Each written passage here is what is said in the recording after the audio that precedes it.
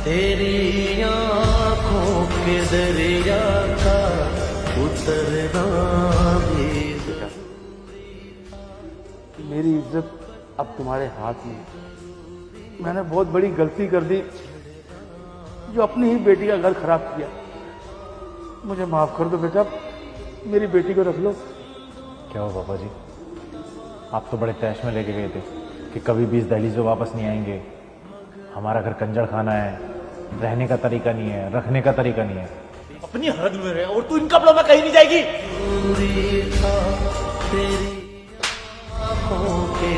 तमीज से औकात में रह समझी। और दामाद जी, अपनी ना औकात और हद में रहो। मेरे सामने मेरी बेटी को थप्पड़ मार रहे हो। शायद तुम्हें पता नहीं मैं कौन और क्या चीज हूं, समझे तुम? कैसे ससुर हो यार? तुम्हारी बेटी मेरे साथ तुम्हारी आंखों के सामने से बदतमीजी कर रही है और तुम इसकी साइड ले रहे हो। क्या कर रहे हैं वो? तुम्हारी घटिया और छोटी सोच है जो कपड़ों तक रुकी हुई है। इवन तुम्हारी नहीं, तुम्हारे पूरे खानदान की घटिया सोच है। मेरे खानदान की सोच घटिया है, तुम्हारे खानदान की और तुम्हारे बाप की सोच घटिया है। आवाज नीचे रख के बात कर। मेरे पापा को कुछ बोलने की जरूरत नहीं है। जब से तेरे से शादी करी है ना, इस घर को नर्क बना लिया है। मेरी गलती थी तेरे से शादी करना। पर क्या लगा रखा है? मेरी बेटी को मैंने इसलिए नहीं भेजा, उसने नहीं भेजा। अरे तुम्हारी बेटी ने इस घर को घर नहीं, शमशान घाट बना रखा है। जीते जी मार रखा है हमें। मेरे माँ बाप इसके साथ रहने के लिए 1 मिनट के लिए तैयार नहीं है।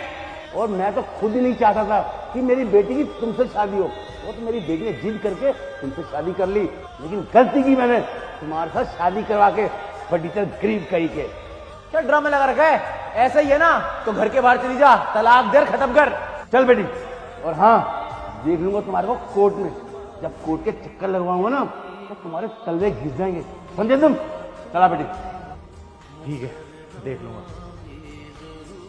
मैं तुम्हारे आगे हाथ जोड़ता हूँ बेटा। मुझसे बहुत बड़ी गलती होगी बेटा। अगर इसे रखवाना है तो मेरे घर वालों से मांगनी पड़ेगी आप दोनों को माफी। अगर वो कहेंगे तो मैं रख लूंगा, नहीं तो मैंने जोड़ा आपके आगे हाथ।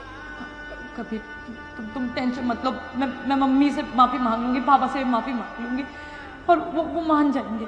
और मम्मी पापा बाहर गए हुए हैं, रात को 9 बजे के बाद आएंगे, तब आ जाना। ठीक है बेटा।